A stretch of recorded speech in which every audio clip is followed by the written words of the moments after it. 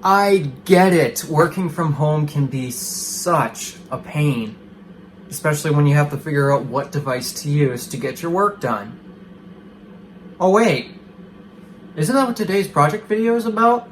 So what's going on is Salt and I are testing 3 different devices, an iPhone, an iPad, and a Mac.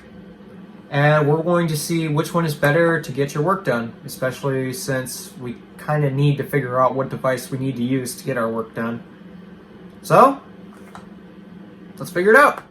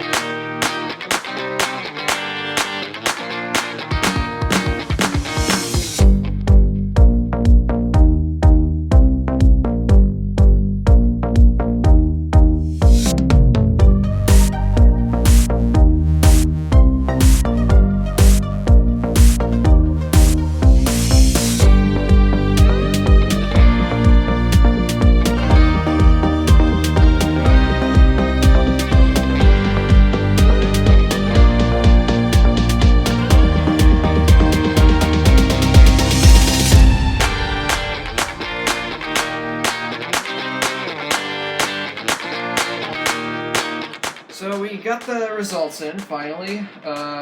We had one issue where I had to do one thing on the Mac, and Salt had to do the rest simply because he couldn't get GarageBand to install on his, which is kind of funny, but okay, got that fixed. But I did all the iPhone portions, he did the iPad portions, and something by the looks of the spreadsheet here, it looks like we were able to accomplish every single task I listed on each device. So can each device do it? Yep.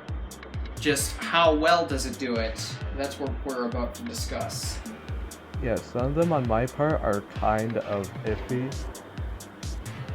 So we will have to discuss that later. Okay.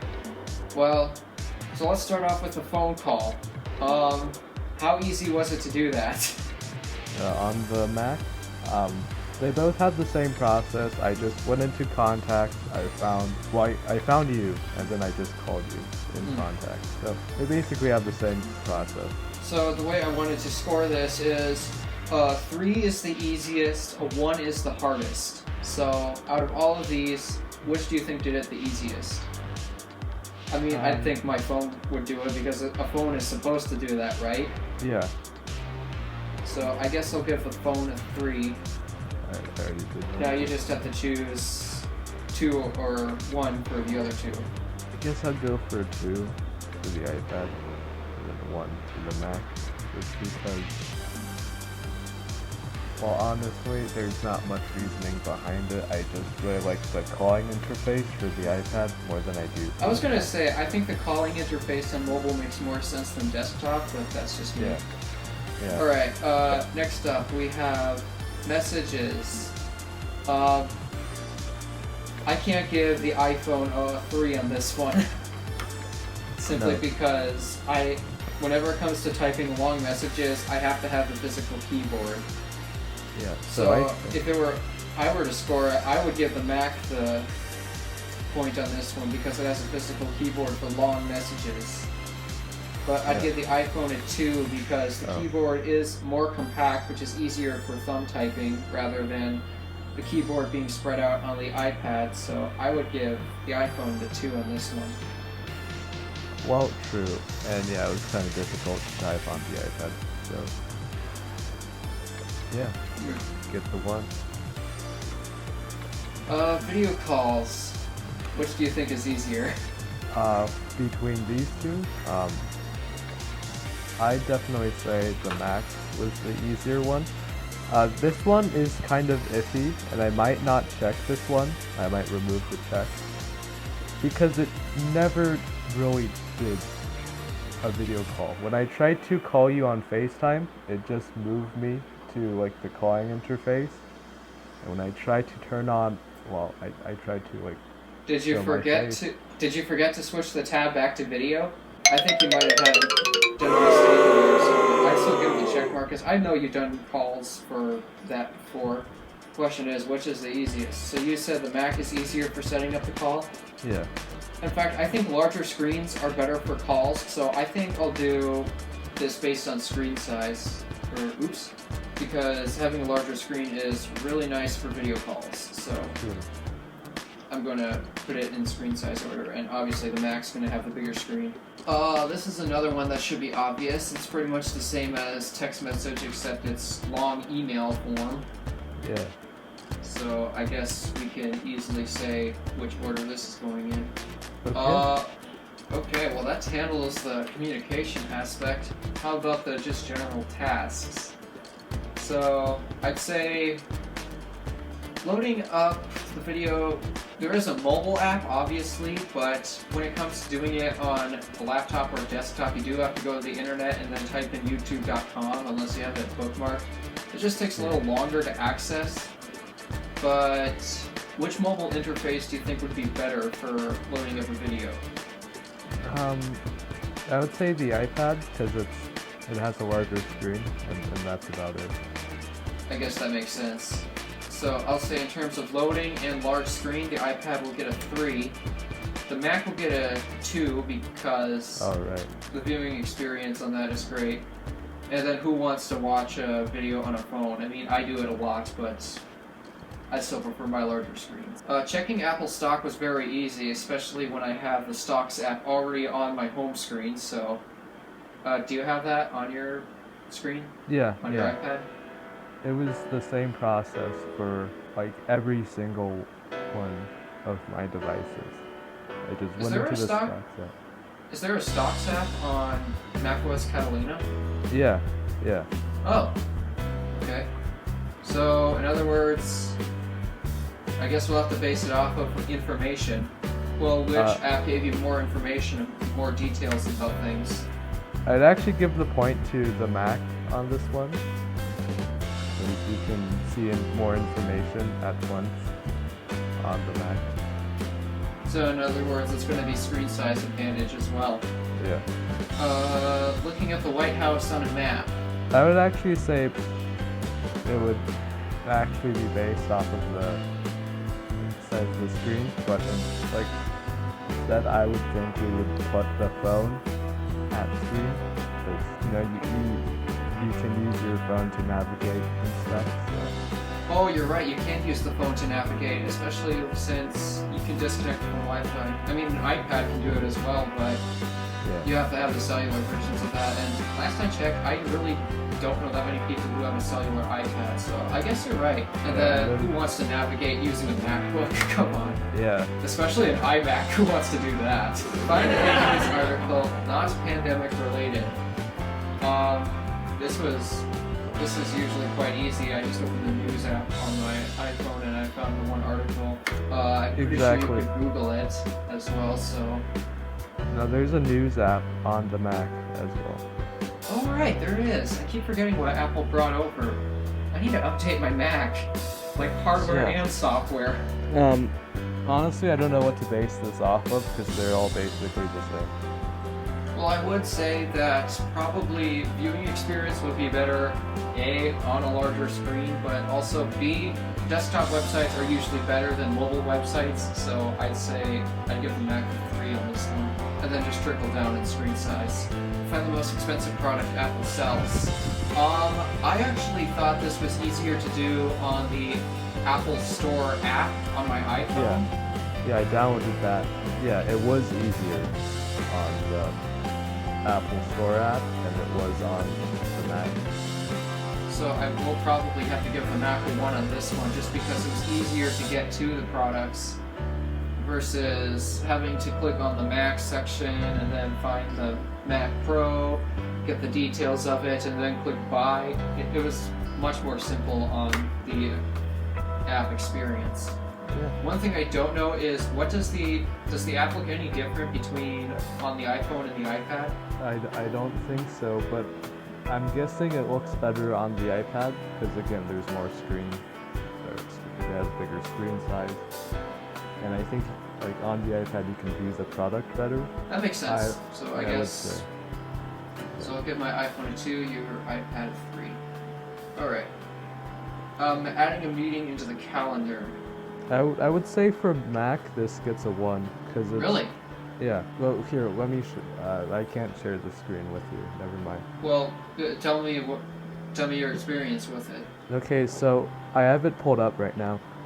What you have to do is that there is like a plus sign, which is what you usually do. But once you open that up, you can't customize. There isn't any customization with the reminder. Like there isn't any buttons. There isn't like. Oh, that's right. There's a you can 2-step process. I forgot about that.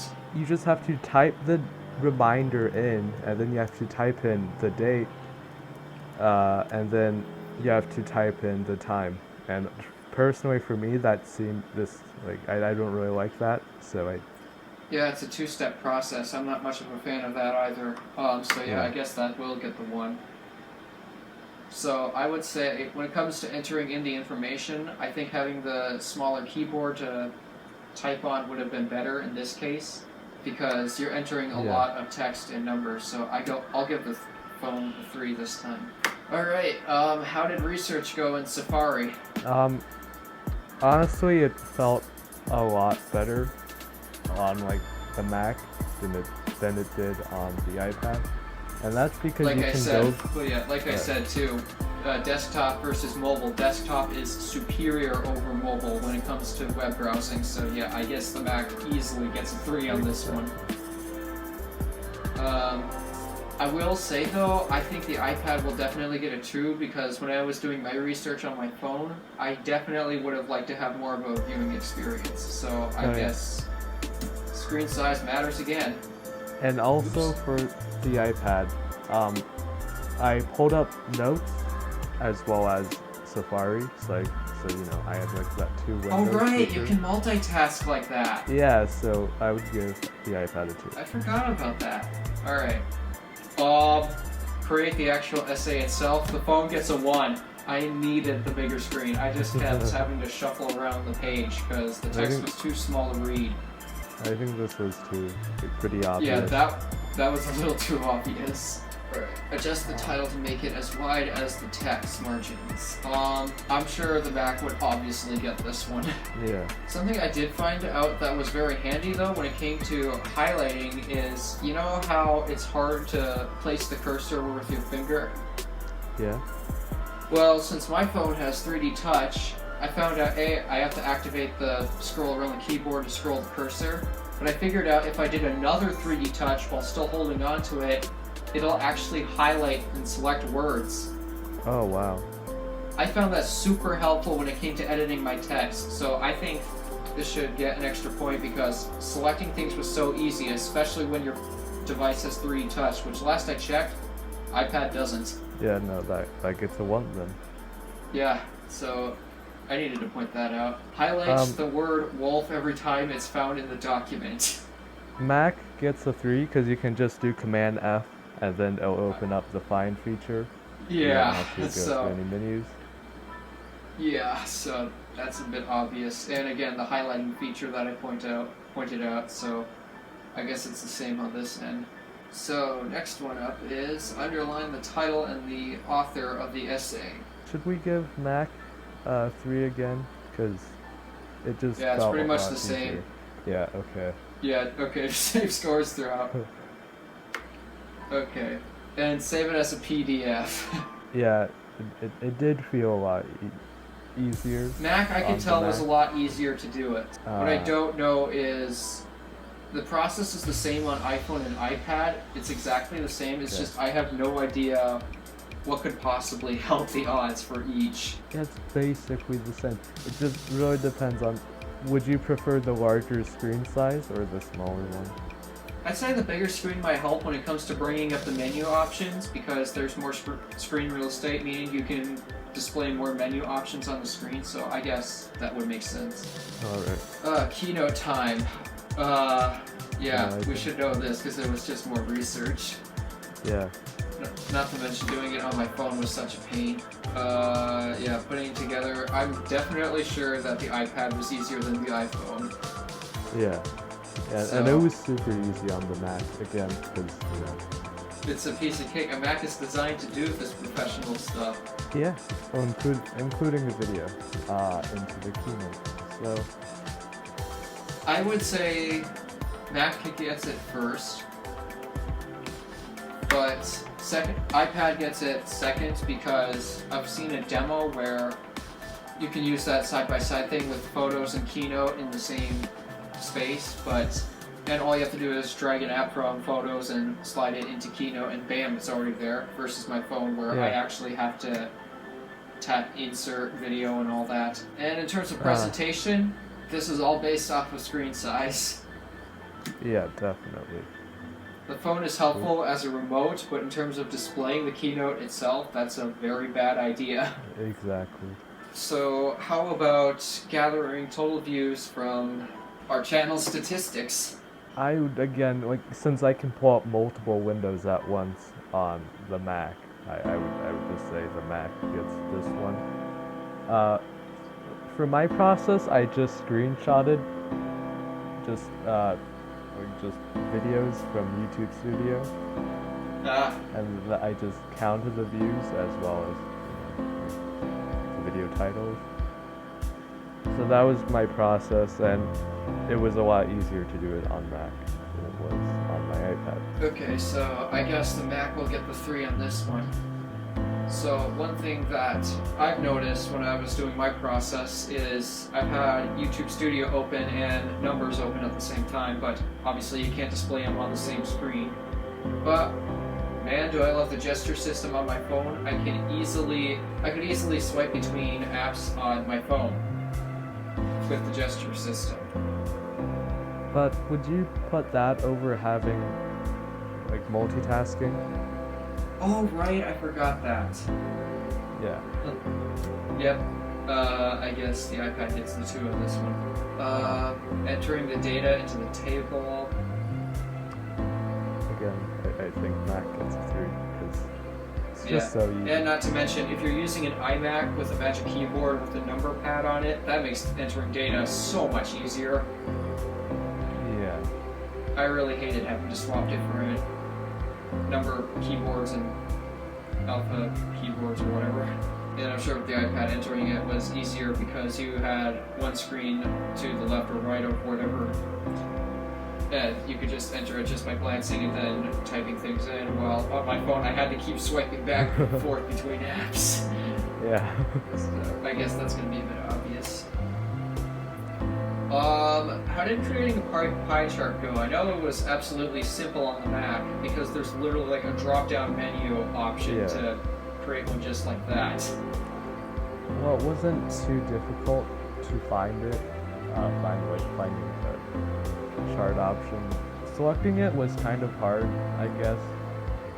Like other than that, once you found the chart, then Oh yeah, right, selecting it. I will say that having a bigger screen is easier to select things because in my case, 3D Touch wouldn't do me any good. I can only select text with it. yeah. So, yeah, I think it's obvious on this one. Wow, the Mac is just rocking this stuff. Who's surprised though? Like, Yeah, I mean, I did say tablets can never replace laptops, and we clearly have proof right here. yeah. Oh, this is the part where the Mac tanked. Sketch and drawing. Oh, this is the one part where if you're an artist, this is where you don't want a Mac and you want an iPad. Yeah, let me uncheck that. Maybe I can uncheck it. It can be done. It can be done. I've done it before, and you can obviously do it in Photoshop. Oh, true. And I believe you can do it in the Notes app as well, but doing it is an absolute pain, so that's an obvious one. I mean, the thing is, I wasn't able to sketch anything in Notes on the Mac, and I searched it up, and apparently you can't. You have to import it from your iPad or iPhone. So Oh, wow. that's what I did. Okay. Well, it is possible to do it on the Mac, it's just, well, Photoshop wasn't working at the moment. Yeah. Well, it should be obvious. Large screen with Apple Pencil support, even though you don't have the Apple Pencil. It should be obvious which gets the 3 in this category. And saving it as a JPEG. My phone actually failed this. It only did it to PNG, and I didn't have any options, so... Well, actually, I just assumed it was a JPEG, but if it's actually a PNG, then... There wasn't any options, though you can do it on the Mac with this one. This is one advantage the Mac has. And I'm sure the iPad has functions to do that in other Photoshop apps, so I'd say do a 2 for the iPad. And again, it's Okay, easy. this is where things get interesting. Ooh. How was it for you? I had 2 different things. So, I've noticed that there is screen real estate was made use of very well on the bigger screen. The only problem was it was a little more complicated for me to figure out. I noticed that I was going through my phone like a breeze, but because I wasn't exactly familiar with the desktop version of GarageBand just yet, it wasn't exactly that easy. Yeah. So, but I guess we should compare the songs and see which ones are the best. But I will say, in terms of getting more professional songs done, the Mac should get a 3 because it is more professional, even though it's not exactly as easy. I'll give the Mac a 3 on this one. The iPad a 2 because, in this case, screen real estate is key when it comes to editing anything with the timeline. and the iPhone just doesn't deliver on that, so yeah, I guess that's obvious. And saving it to an MP3, this should be obvious again. Yeah. Yeah, this was an obvious one. That was just so obvious. Yeah. I guess it doesn't really matter between when you export it at 180p. I guess it doesn't really matter. They Yeah, handle only- it. They handle it themselves quite easily. All right, so if we take a look at the comparisons, this is why iPads aren't. This is why tablets are not laptops. Can they do it? Yes. Professionally, no. Yeah. There is only one instance where an iPad is the perfect device to use rather than a MacBook. It's just drawing. No. Can it do the others? In most things, it's much better than an iPhone. But I'd still recommend, if you're trying to get professional, intensive work done, it's best to just use a MacBook or an iMac. So there we go. So The champion is the Mac once again. anyway, wanna hear our tracks now that we made in GarageBand? Sure. Here's the one I did on the iPhone.